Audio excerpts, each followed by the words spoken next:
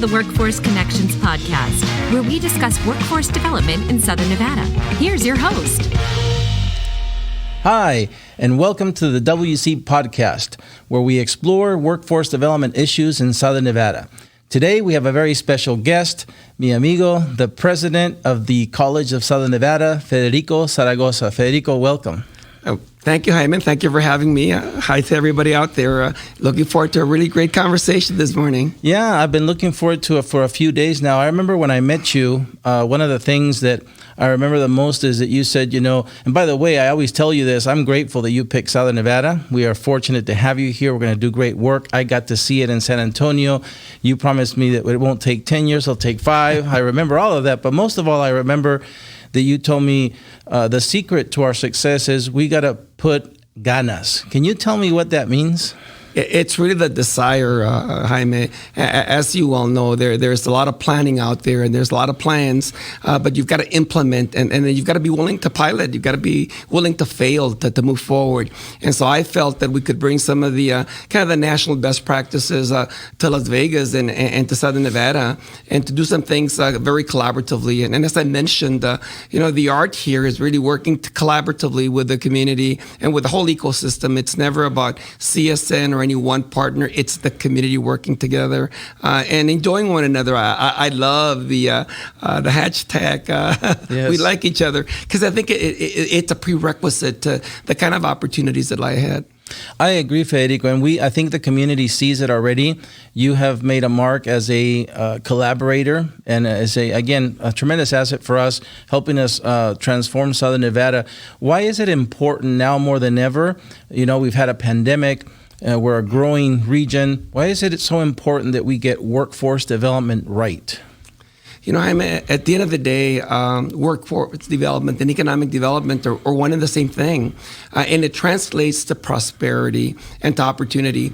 And workforce development is that segue where you've got people looking for opportunities, and you've got employers on the other hand that are looking to hire individuals.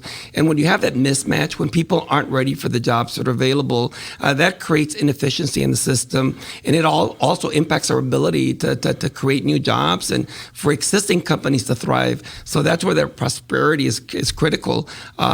Workforce development is economic development, and you can't separate the two. So that's why I think it's critical that we get it right, especially in an era like we are now, where we're seeing transformational elements of the economy, not transactional, but transformational elements. And workforce development needs to be at the forefront of those conversations. And a lot of work here, a lot of opportunity. I love that. And you and I, along with another amigo we have, Jesus Jara, we sit on the LVGEA. Because again, we want to make sure that we are aligning workforce development to the economic development strategy of our region. And it begins with him in that K through 12 system. Yes. And I know that you and him are working to, again, really make a more robust connection. And you talked about skill gap mitigation, and the implementation of meaningful career pathways is what our region wants. Tell me how CSN is working with the K through 12 and others to address that, to make sure that the industries we're pursuing have a sustainable talent pipeline. Across the country, the educational system is now beginning to function as one. It's K-12, K-20 systems, and we have to really understand that you can't stratify the systems into public education, K-12, and then college, et cetera. It's an integrated whole. And so we're working with CCSD as a complete collaborator. The success of CSN in higher education is contingent on the success of public education. And so we're doing everything we can to support public education through integration. And I'll give you a couple of examples. Dual enrollment, where high school students are actually earning college credit. We have early college high schools where we had 80 CCSD graduates graduate from high school with an associate's degree. Earned associate's degree. So not just college ready, but college proven. We have CTE programs that allows high school students to earn industry credential while still in high school, like in air conditioning. So it's these pathways that we're trying to infuse, and we're trying to have young people have a better understanding about the nature of work. And then what are the careers that pay those significant wages and that really provide the opportunity they're looking for. We need to supplement and complement the work of the public public school system. And in Superintendent Jara, we have an amazing partner. He gets it, and I think CSN gets it as well. Yeah, and we're, again, in a time and place we've never been in Southern Nevada. Those things really demonstrate that we are a community that's coming together like never before. I think, again, as mentioned earlier, when I went to San Antonio, I really saw workforce development, a proven workforce development system that matched the needs of the industry there. And I can see the seeds right now that you are planting. For example, Haas is a major industry gain for us who's coming to Henderson. And I know that you are already planting seeds for careers in manufacturing. Tell us a little bit about how you're preparing for Haas. Jaime, a lot of this has to do with kind of working with proven models. And so across the country, you see centers of excellence that follow the industry, especially emerging industry. And in Southern Nevada, we don't have a tradition in durable goods manufacturing. So we're working with the City of Henderson and Haas to develop basically a training center that would align and create opportunities for students to earn the skill sets and degrees that are needed by those companies.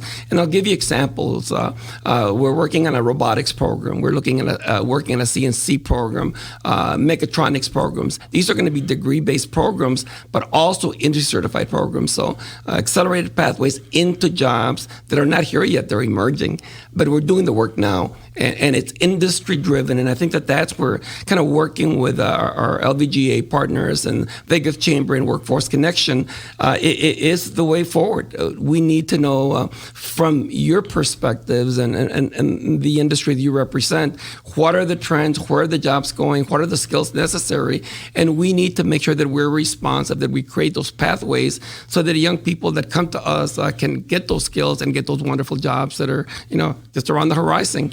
Yeah, and I can see it already. Again, those are, I think, really signs that we are on the way. Also, we have to be conscious that the pandemic changed a lot of things. It really put a pause in a lot of the things we were doing. I still believe we've been successful as a region to mitigating the pandemic and moving our long-term plans forward. But tell me, what challenges has the pandemic left us, and how is CSN preparing to address those challenges? So Jaime, as you probably know, the pandemic kind of created challenges, but also opportunities, and sometimes they're one and the same. Our biggest challenge was technology, obviously, the ability to accelerate into different modalities. For us, it was online, going from a scenario where maybe 20% of our classes were online to a scenario where 100% of your classes were online. But it wasn't just the instruction, it was all of the support systems. Advising was converted to online systems. Testing was now online.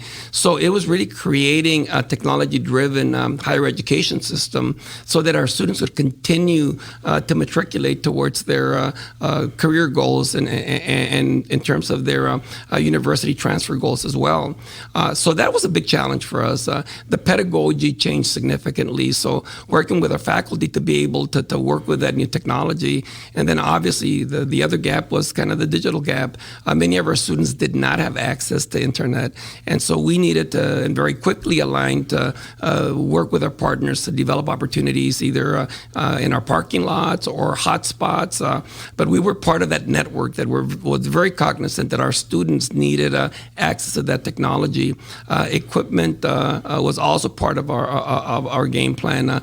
We actually provided PCs to our students either on a loan basis, and if there were new students, we actually gave them the PCs. So it was all part of a master plan to make sure that our students had the tools to succeed. And again, while it was a very difficult transition, that system is already in place. So as we're moving forward now, we actually have seen a 8% increase in the number of students for this fall semester. And a lot of it has to do because now we've got the face-to-face systems, we've got the online, and we've got hybrid systems. So we now have an infrastructure that'll serve this community for years to come. So there were challenges, but there were great opportunities as well. Yeah, and as evidenced by what you said, you have a plan, a robust plan to address those challenges and mitigate them. So I've saved the best topic for last because I'm so excited about it. I know you will too, again, because of what I saw in San Antonio. and the plants that you took us, the community colleges labs, the high school labs that we saw that all align to the needs of business. Even information that was happening in the middle schools was feeding into those career pathways. So I'm excited that we are on the way here. And for that, one of the most recent things that has happened is the LVGA, as you know, approved their comprehensive economic development strategy that will be our roadmap for the next few years. And what we are going to do is the Vegas Chamber has formed a Workforce and Economic Development Committee, which again is the first of its kind for them. Our friend Mary Beth Sewell at the Chamber. And I know you're on it. Jesus from CCSD is on it. LVGA is on it, and all of the other chambers. And so for the very first time here regionally in Southern Nevada, we are going to ask business to convene the industry. So it won't be a bureaucratic government organization that is not, let's face it, not very good at convening businesses. And so we're going to get out of the way and let the Vegas Chamber, the other chambers, the LVGA, convene the industries for us, those 7 target industries in the SEDS, one of them being general and advanced manufacturing, plus the other 6. And we're going to extract the intelligence we need to meet their workforce development needs for the short, mid, and long term. And again, it's easier said than done, but I know with you on our side, with Jesus on our side, aligning all of the supply side for the very first time in a meaningful way to meet the demand side, which is the businesses. What are your thoughts on that? I get excited, Jaime, because as you probably know, the most effective workforce systems are industry-driven. Again, the demand side dictates what supply needs to look like and how we're going to align to the needs of emerging industry. And so having the sectorial approach, it makes sense because it's hard to figure out what employers need, especially when you're looking at skill sets. And then when you start talking about jobs, well, what does this job look like and what's it going to need, et cetera. And industries vary, and sectorial approaches allow employers that have like jobs to talk to us and to tell us what the future is going to look like for them and what kind of workers they're going to need in the future and what kind of workers they need now and how their jobs are changing. So it is a lifeline for us in terms of information and intelligence that we need to be responsive to industry. And it gets very exciting for me because in a lot of ways, it's that conversation that truly creates the partnerships that follow, where we now are in a scenario where we're producing the world-class workforce that industry is going to need. And I think sectorial initiatives are a very important part of the journey. And seeing it here in Southern Nevada just excites me. CSN is just so glad to be a part of this. And I want to commend you, Jaime, and the three amigos, right? Because being facilitators in this space is not easy work. But I do think that once we move forward with this initiative, the dividends that are going to be paid are going to be amazing. We're just going to be much more effective for our job seekers as well as for our employers. Me too, Federico. I couldn't agree more. Again, I will never forget that when I met you, you didn't say to me, I should be on your board. I want to be on your board. You said, I need to be on the local workforce development board. I'll never forget that. You're the first president of the community college to say that to us. And since you've joined our board, you've made a tremendous impact. There's more initiatives already in place that we were able to discuss today. We have one-stop centers now on the campuses, soon to open more, and on and on and on. So again, I'm going to give you the mic one more time to share any final thoughts you might have with us. Say goodbye to our audience, and we'll bring this podcast to the end. Jaime, I want to thank you for your leadership. I think every organization needs the kind of dynamic leadership that we have in you. And I think that's helped certainly the Workforce Board attain kind of national recognition. I want to congratulate you for that. And I also want to tell you that the agenda that we have collectively moving forward is going to create prosperity in Southern Nevada. And I think that's what we're all about. Thank you, Federico. You've made my day. So with that, that's it for this episode of the WC Podcast. We hope you join us for a future one. Until next time, stay safe.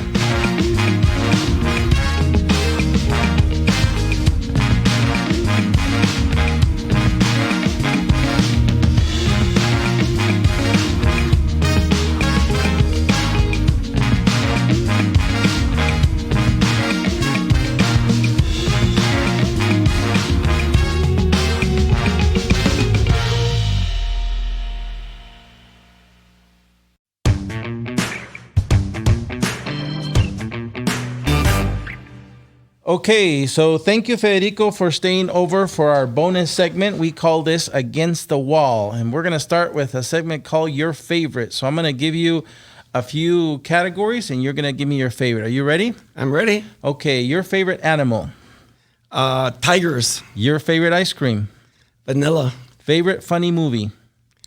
Funny movie. Pass. Favorite instrument. Piano.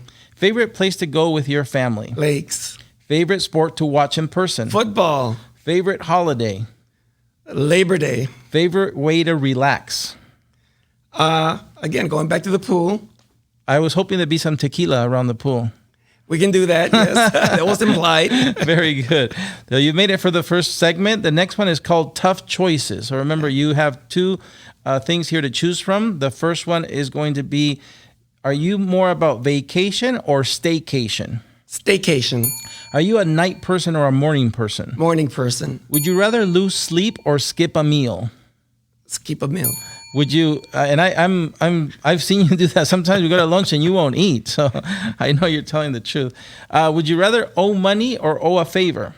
Owe a favor. Yes. And are you more comfortable in the city or the countryside? City. I'm a city boy. All right. Do you rather, if you had to choose, I don't think either one of these, but would you rather be sweating or shivering? Sweating. I've done both. Okay. And when it comes to dinner, would you rather have a glass of red wine or white wine? Red wine. Me too. All right. We're rounding the corner. This is our final segment. It's called Finish the Sentence. So I'm going to give you sentences here and you're going to finish them for me. You ready? Here we go. Not many people know that Federico likes to. I like to read a lot. Very good. If Federico could have, he would have. A lot of money. If Federico had a reality TV show about his life, the title of his show would be. Sí se puede. Sí se puede. I love that. 3 words that describe Federico are. Sí se puede. Very good. Federico's biggest joy in life is? My children. Same to me. And final question or final sentence, Federico. Doing the WC podcast today was? Has been fun. Great. Well, thank you, Federico, for staying over and doing the bonus segment with us. Gracias.